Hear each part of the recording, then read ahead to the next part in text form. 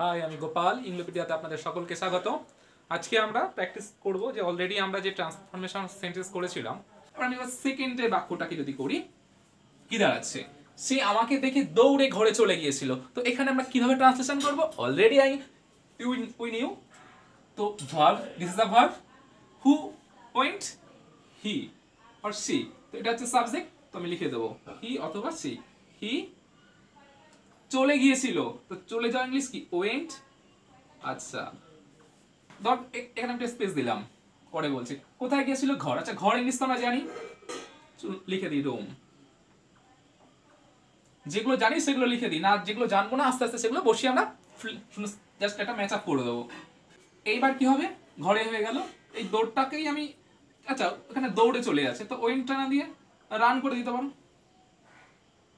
দৌড়ে গেছিল,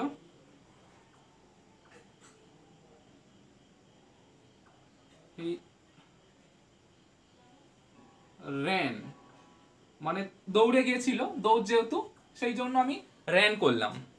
দৌড়ে যাওয়াটা হচ্ছে র্যান, রানটা হচ্ছে দৌড়ানো। দৌড়ে গিয়েছিল পাস্ট ফর্ম, তাহলে র্যান করে দিলাম। র্যান রুম ফাঁকা রাখলাম। এবার কি? দেখে। দেখে ইংলিশ কি? সি মানে দেখা। এবার একা যুক্ত আছে, তাহলে আমরা কি করব? সিং করে দেবো। ভার্বের আইএনজি আমরা শিখেছিলাম যে ক্রিয়া শেষে একা থাকলে সেখানে আমরা তার শেষে আইএনজি করে দিতে পারি।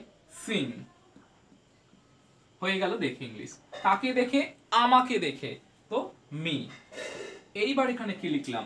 তাহলে দেখুন, ঘরে চলে গেল। যদি একটা ঘর থাকে, তো এই যে ঘর, সে ইন মানে কি? ঘরের মধ্যেই তো গেল, তাহলে ইন মানে মধ্যে। কিন্তু যখনই একটা মুভমেন্ট থাকবে, যখনই কোনো কিছুর একটা মুভমেন্ট থাকবে, তো সেক্ষেত্রে আমরা টু যোগ করব। তো এই মধ্যে গেছে তাই ইন, কিন্তু মুভমেন্ট নিয়ে গেছে, বাইরের থেকে ভেতরে ঢুকেছে দৌড়ে, মানে তার মধ্যে একটা গতি ছিল, তাই আমাদেরকে যোগ করতে হবে টু। তাহলে কি দাঁড়াচ্ছে? ইনটু। তাই আমরা কে লিখবো? ইনটু। হি র্যান ইনটু তার ঘর, নির্দিষ্ট রুম, ইনটু দ্য রুম। তাহলে এটা হয়ে গেল he ran into the room. কেন? Singh me.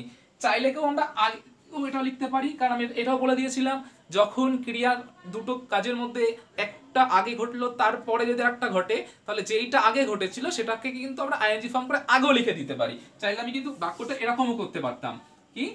Singh me, Singh me. তারপরে যে বাক্যটা আমরা লিখেছিলাম, হি, এই যে পুরো এই পার্টটা, he ran into the room, এই পার্টটা আমরা এখানে বসিয়ে দিতে পারি। আবার চাইলে অনেকে এইভাবে বাক্যটা বলতে পারে, আফটার সিং মি, আমাকে দেখার পর। চাইলে এটাও বলতে পারো, আফটার সিং মি।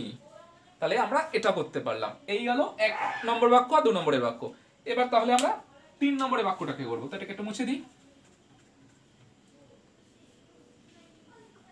যাতে 2 নম্বরটা হয় একটু লিখে নিতে পারেন।